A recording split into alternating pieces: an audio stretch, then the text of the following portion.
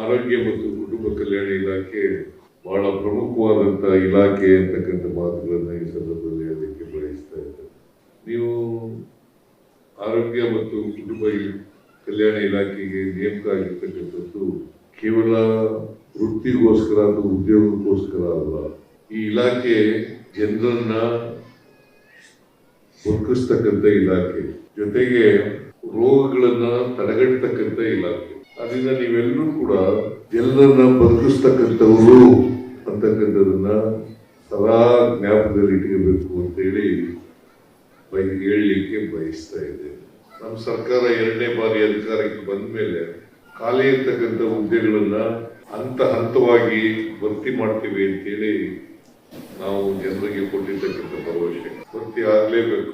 ಯಾಕಂತಂದ್ರೆ ನೀವೆಲ್ಲರೂ ಕೂಡ ಜನರ ನಡುವೆ ಮತ್ತು ಸರ್ಕಾರದ ಜೊತೆ ಸೇತುವಾಗಿ ಕೆಲಸ ಮಾಡ್ತಕ್ಕಂಥವ್ರು. ಅದರಲ್ಲೂ ಬಹಳ ಮುಖ್ಯವಾಗಿ ನಮಗೆ ಜೀವನದಲ್ಲಿ ಸಮಾಜದ ಸ್ವಾಸ್ಥ್ಯವನ್ನ ಕಾಪಾಡಬೇಕು ಅಂತಂದ್ರೆ ಶಿಕ್ಷಣ, ಆರೋಗ್ಯ ಮತ್ತು ಪೊಲೀಸ್ ಇವುಗಳನ್ನ ಎಸೆನ್ಷಿಯಲ್ ಸರ್ವಿಸ್ ಅಂತ ಕರಿತೀವಿ.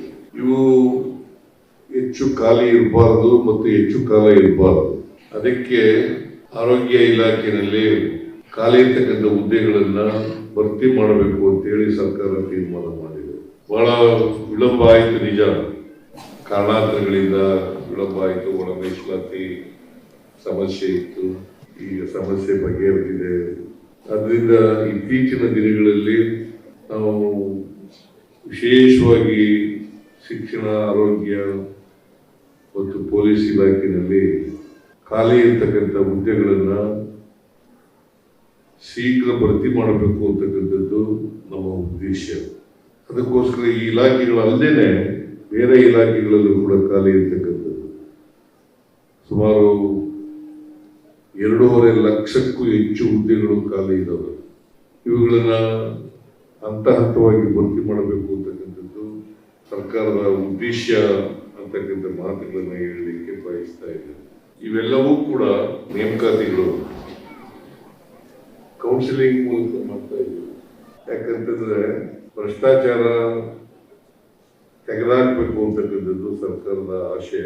ಹಾಗಾಗಿ ಕೌನ್ಸಿಲಿಂಗ್ ಅನ್ನ ಸುಮಾರು ವೈದ್ಯರುಗಳಿದ್ದಾರಲ್ಲ ಅವರು ಸೇರಿಸ್ಕೊಂಡು 5700 ಹುದ್ದೆಗಳನ್ನ ಕೌನ್ಸಿಲಿಂಗ್ ಮೂಲಕ ನಾವು ವರ್ಗಾವಣೆ ಮಾಡಿದ್ದೇವೆ.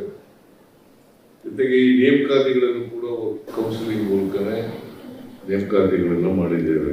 ಭ್ರಷ್ಟಾಚಾರ ನಡೀಬಾರದು ವರ್ಗಾವಣೆ ಮತ್ತು ನೇಮಕಾತಿಗಳಲ್ಲಿ ಅಂತಕ್ಕಂಥದ್ದು ನಮ್ಮ ಸರ್ಕಾರದ ಉದ್ದೇಶ.